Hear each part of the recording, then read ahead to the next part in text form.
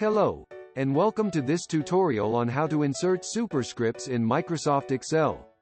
To get started, first open up Microsoft Excel, and navigate to the cell where you want to insert a superscript.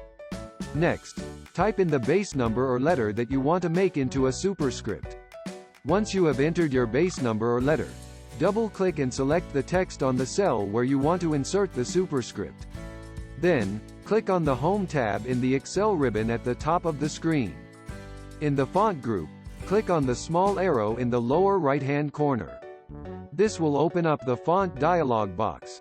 In the font dialog box, check the superscript box, and click OK. Your base number, or letter will now appear as a superscript, in the cell.